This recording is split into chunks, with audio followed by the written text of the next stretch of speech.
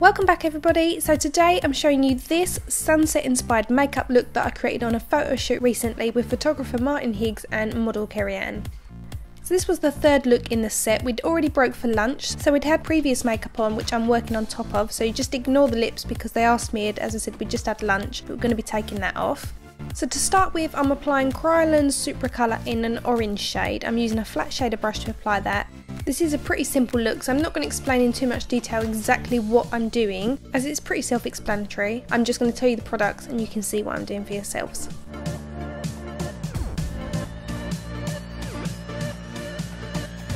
Over the top of that, I'm going in with Sugarpill's Flamepoint eyeshadow, and this is just going to help to make it really pop and look really vibrant. It's also going to help to set the Kryolan Supracolor that we've put on underneath.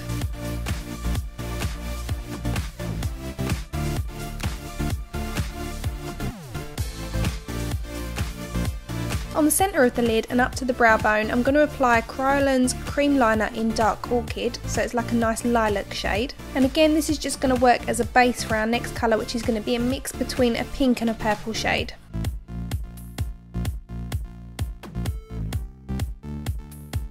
Here I'm mixing Sugarpill's Dollipop with a really tiny amount of Poison Plum, which is the purple shade. And I'm going over the top of the Kryolan Dark Orchid Cream Liner. The idea of having a base underneath the eyeshadow so that the eyeshadow stays in place and it will last for a lot longer, and it also makes it a little bit more opaque.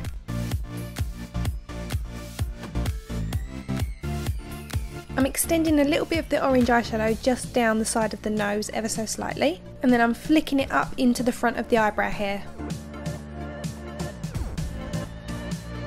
To add a highlight to the brow bone, I'm going over the top of this with a little bit of the Kryolan Cream Liner in Snow, which is white, and I'm just blending that over the top. It's better to use a cream liner and apply it after you've done the eyeshadow than trying to leave the brow bone with no colour on at all. You won't get the same effect, and if you just try to use a white eyeshadow, it won't be opaque enough.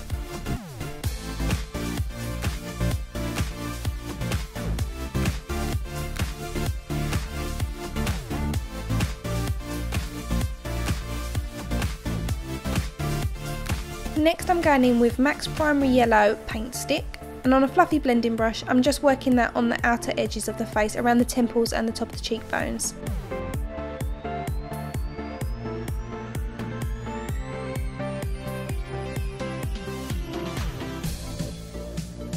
Then to give it an extra blend, you can go back in with your foundation brush and just work that over the top.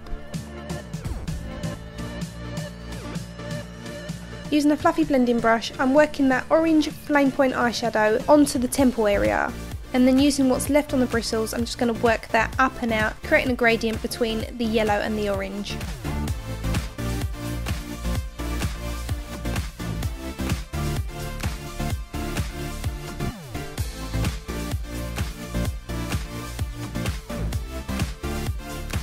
On my MAC 130 brush, I'm applying the Kryolan Supracolor in the orange shade to the cheekbone.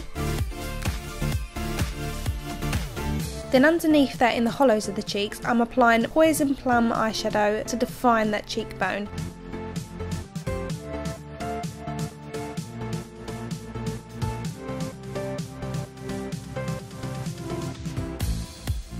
I'm going back in with the MAC Paint Stick in Primary Yellow and applying this to the very top of the cheekbones. I'm also applying a tiny amount just on the bridge of the nose on either side and blending that into that orange eyeshadow. Along the waterline, I'm applying my Anastasia Beverly Hills Cupid Pencil in black, and then underneath the lower lash line I'm applying Poison Plum eyeshadow on the very outer corner, and then towards the inner corner I'm going to fade that in with Dollipop eyeshadow.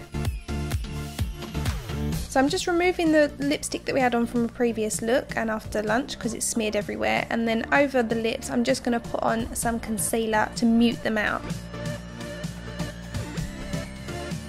Now I'm applying some black eyeshadow right close to the lash line all the way along, and this is going to create some depth and intensity to the eyes.